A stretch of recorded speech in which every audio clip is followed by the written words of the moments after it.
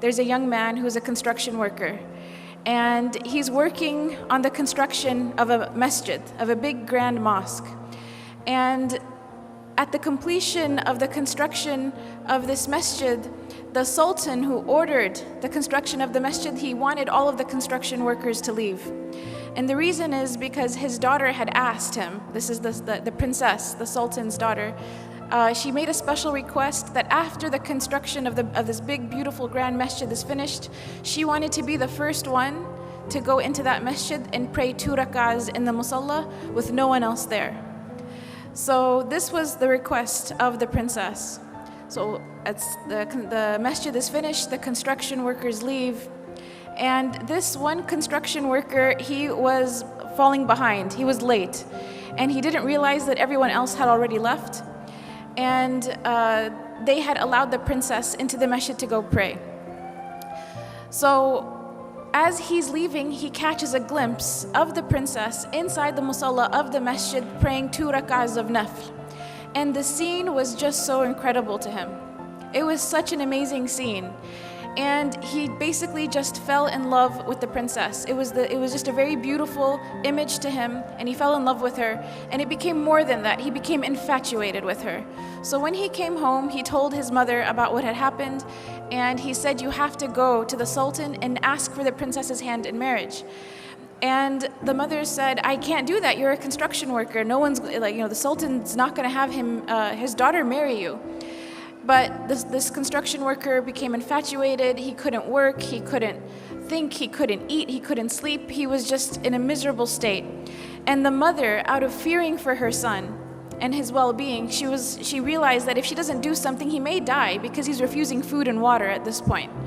So she goes to the palace and she asks to speak to the sultan, and the guards, they turn her away. And she insists and she says, my son is going to die. I have to talk to the sultan. So finally, they let her talk to the sultan.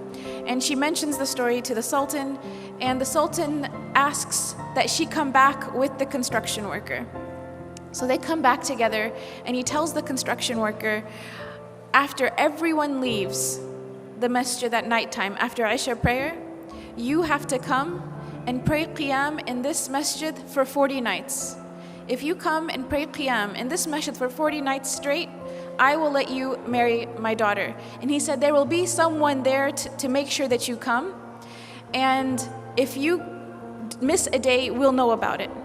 So in 40 days, if you fulfill your end of the bargain, I will let you consider my daughter for marriage. So the construction worker is excited. This is a chance at life. So he goes the first day and he prays qiyam in the masjid after everyone leaves. And he goes the second day and the third. And after a few weeks, he notices that he's getting better. He's eating again, he's drinking again. He cares about life again. And eventually he starts to really, really enjoy coming to the masjid and praying qiyam when everyone else has left. To such an extent that he starts to pray to Allah, that Allah never takes away these beautiful moments that he has with him, alone in solitude, praying to him in the night. So 40 days pass, 50 days pass, 60 days pass, 70 days pass, and eventually the sultan asks to see the construction worker. And he says, how come you didn't come see me? You fulfilled your end of the bargain. You prayed all 40 nights. We saw that you prayed. How come you didn't come and see me? And the construction worker turns to the sultan and he says, before I saw your daughter, my heart was empty. And the first thing of beauty that my heart was exposed to was your daughter. And that's why it grabbed onto that experience. But then after I started praying in the masjid for 40 nights, my heart witnessed a beauty that was much greater than her. My heart witnessed a beauty that it has never felt before.